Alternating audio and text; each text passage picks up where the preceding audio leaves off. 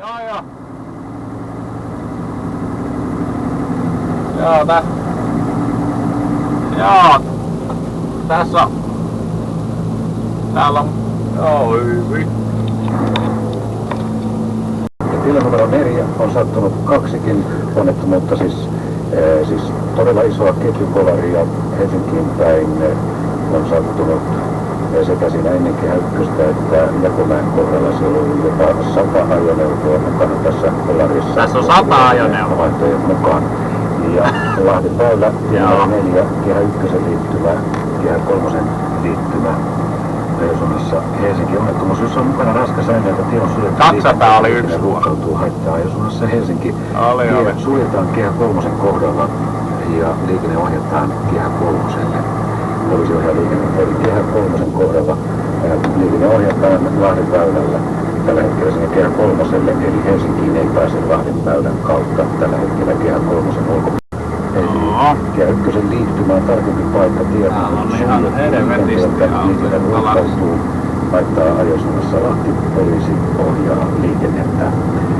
Eli sieltäkään kautta, eli sitten pääsen toiseen suuntaan, tuota Lahden täällä on Intin pelastus- ja raivaustyöt käynnissä ja on suljettu liikennettä. Masikin on tossa. Ei oo. Se ei oo. En mä tiedä onko se osunut ollenkaan mihinkään. Joo. Aikamoinen mäly.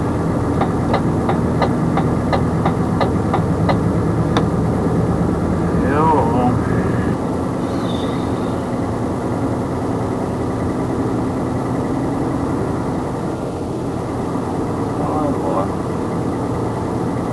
Nyt ainakin ihmisten kiire loppu.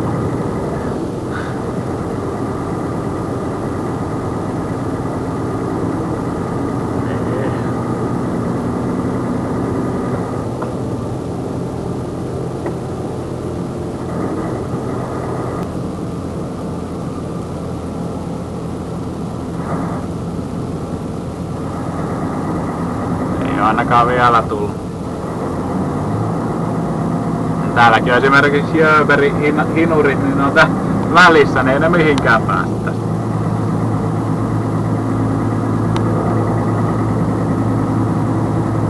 Ja jo pelastusajoneuvon autoja edessä, niin ne vilkut näkee noin 10-15 metriä ennen kuin siihen ajaa, ja jos siinä on yli 40 ajaa, niin on aivan varmasti jossakin rytäkässä.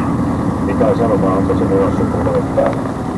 Kyllä on kaikki sumuvalot on, mutta nyt jos ihan rehellisesti ollaan, niin täällä ei tällaiset valot auta yhtään. Täällä on jokaisen auton perät on niin kovasti. Yhdetkään sumuvalot ei näy ja täällä tulee, tää keli on nyt sellainen, että tällaiset ihan perusjutut ei enää auta. Nyt auttaa se, että ajaa mahdollisimman hitaasti tai ei aja sitten ollenkaan.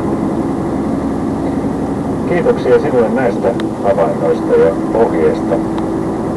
Kiitos paljon ja turvallista matkaa kaikille, jotka tien päällä on. Sanoin sinne Mikael Salomalta. Nyt kannattaa jää erittäin varovasti ja näyttää ne sumuvalot päälle. Ja vaikka sumuvalotkin on päällä, niin silti tosiaan suhteuttaa nopeudet näihin valitseviin olosuhteisiin, niin näkyväisyys on erittäin huono.